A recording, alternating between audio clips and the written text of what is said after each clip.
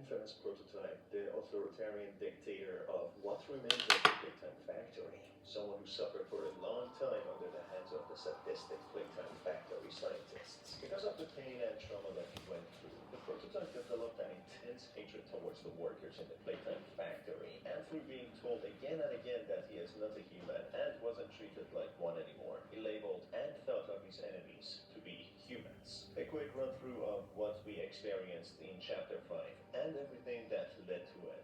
The prototype was one of the first, if not the first, successful experiments who was extensively experimented on. After taking control of the factory by killing all the staff, he establishes his dominance and controls all the living toys and eventually locks Puppy in a glass case after she betrays him, who wanted to blow up the factory and put everyone remaining there out of their misery. As Puppy manages to go free thanks to the protagonist, the prototype goes on a long, exhausting search throughout the large factory to find her, while collecting some large doll body parts to upgrade his own body. In Chapter 5, we get to see this monstrosity being a very large and metallic experiment who has organic body parts such as bones and even what seems to be blood vessels. He also has a jester top, which isn't completely clear to be his first look or if he replaced and upgraded his top part with another deceased doll. His lower body is a tank though, having sharp claw-like spider legs, which he can also use to kill, with the rest of his body generally being bare, not covered with any sort of suit or skin.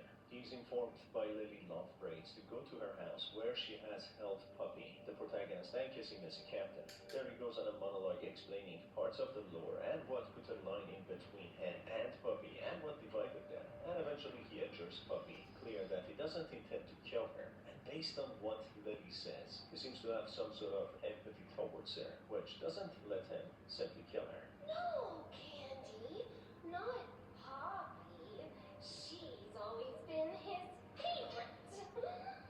Kizzy protects us and Puppy through temporarily incapacitating him, and eventually after a battle on a tram, the prototype stabs the protagonist and kidnaps Puppy. So let's dig a little deeper to understand the strong connection the prototype has with Puppy and his real identity. Through a tape, Elliot is heard talking directly to the prototype after he wakes up from his surgery.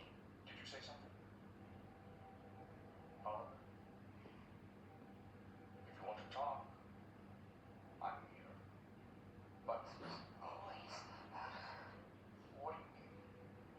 No, Ollie.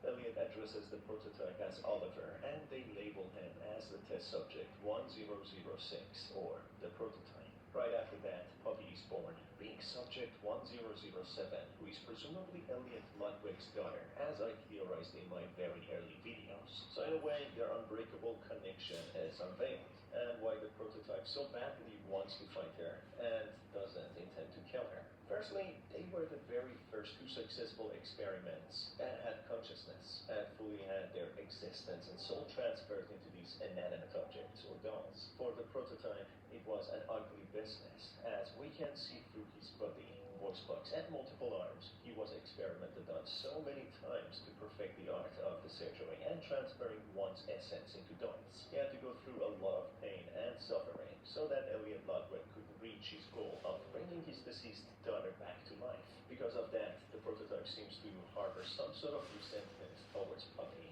believing that he had to go through so much pain and suffering because of her.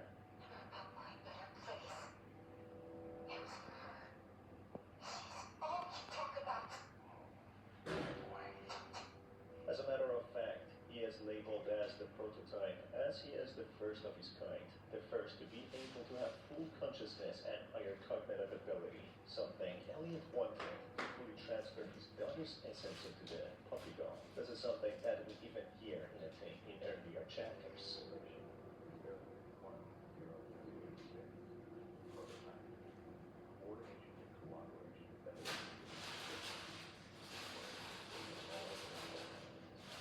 Through the new tape that we find in Chapter 5, we then hear that when this child named Oliver is transferred into the prototype, he questions Elliot and understands that he was just manipulated and lied to be a test run for Puppy, just so that she can come to life. Elliot tries to carry on lying to Oliver and that his creation was intended, and even says that they can be a family and